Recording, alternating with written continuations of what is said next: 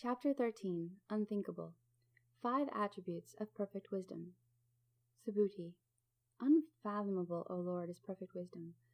As a great enterprise, this perfection of wisdom becomes of itself when elucidated and revealed through any exceedingly refined vortex of cognition and awareness. Such comes to be simply revealed as unthinkable, incomparable, immeasurable, incalculable, as an enterprise equaling the unequaled. The Lord. So it is, Subhuti.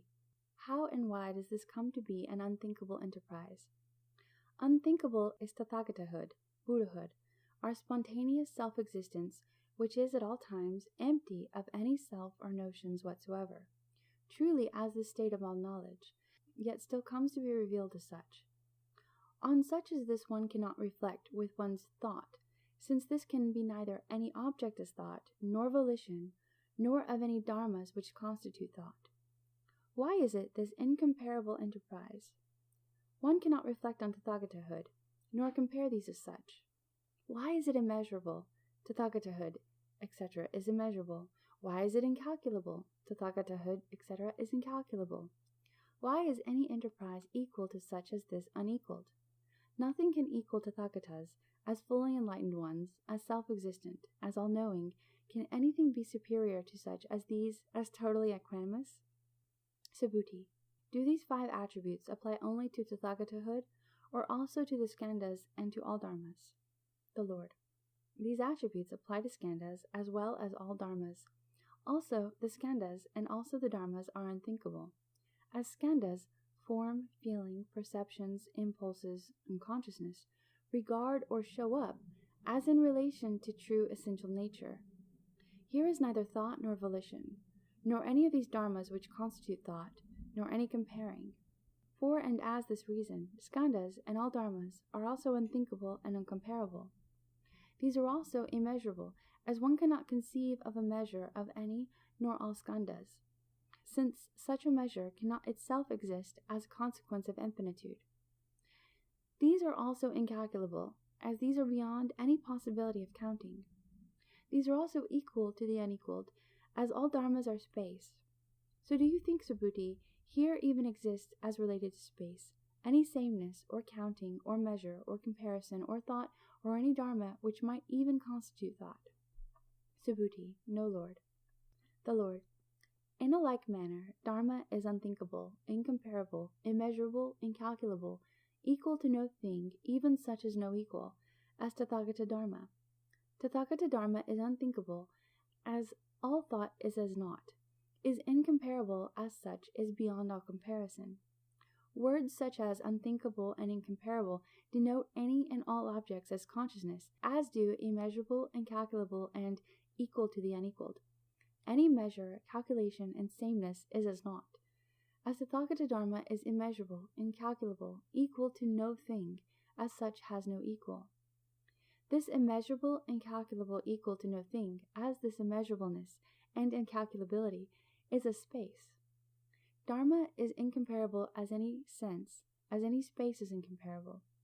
Dharma cannot be placed side by side, as such cannot be compared. Dharma is unthinkable, incomparable, immeasurable, incalculable, equal to no thing as such in this same sense, as space is this attribute.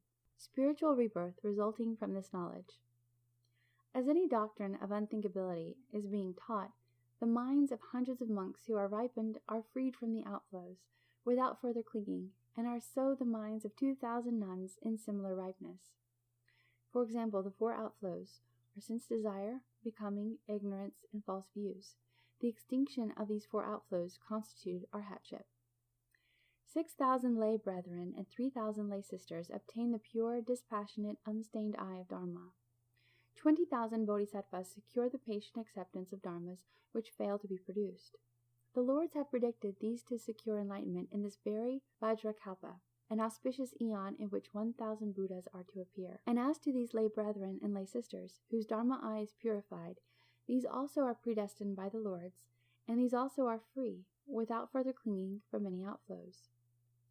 Nothing to take hold of. Subhuti. Unfathomable, O Lord, is perfect wisdom. Certainly as a great venture this is set upon. The Lord. So it is, Subhuti. All knowledge is entrusted to perfection of wisdom, and so are these levels of a Pratyeka Buddha and the level of all disciples. An anointed king, a Kshatriya, who feels strong and secure in his kingdom, entrusts all his business concerning his kingly office and the city and the kingdom to his minister, and he himself has few cares and his burden is light. Just so, whatever dharmas of Buddhas, Pratyeka Buddhas, or disciples may be possible are all entrusted to the perfection of wisdom. It is the perfection of wisdom which in these does the work. It is in this manner that perfection of wisdom is set upon for a great venture. So one cannot take hold of form, feeling, perception, impulse, or consciousness, nor settle down in it, and so also for skandhas, so also for the fruits of this holy life, from the fruit of a stream winner to this state of all knowledge. Subhuti. In what way is perfection of wisdom set upon, so one cannot take hold of the state of all knowledge, nor settle down in this? The Lord. Do we view arhatship as any real dharma which we could take hold of or settle down in? Subhuti. No, Lord. The Lord. So it is, Subhuti. I also do not view Tathagatahood as real, and I do not take hold of it, do not settle down in this. For this reason, all knowledge also is a state in which one neither takes hold of anything nor settles down in anything. Subhuti. Bodhisattvas who have but newly set out in the vehicle, and whose wholesome roots are but small, must beware not to tremble when hearing this exposition. On the other hand, Bodhisattvas do, on hearing this unfathomable perfection of wisdom, firmly believe this, as these may have become suitable for Buddhahood, have fulfilled their duties in view of the jhanas of any time, and have planted wholesome roots continuously. The Lord. So it is, Subhuti. Reaction of the gods. So now the gods of the realm of sense desire and of the realm of form said to the Lord, Unfathomable, O Lord, is this perfection of wisdom, hard to see, hard to understand. Bodhisattvas who resolutely believe in this unfathomable perfection of wisdom, fulfill their duties in accord with jhanas of any time, must have planted wholesome roots continuously. If, O Lord, all the beings in this great trikilocosm for an eon, or the remainder of an eon, course as any stage of a faith follower, on the other hand, someone for one day only is finding pleasure and patient acceptance of this unfathomable perfection of wisdom, and as one searches this, as one reflects on this, weighs this up, investigates this, and is meditating on this, this latter being unveils realization of view and knowledge as all these things. The Lord.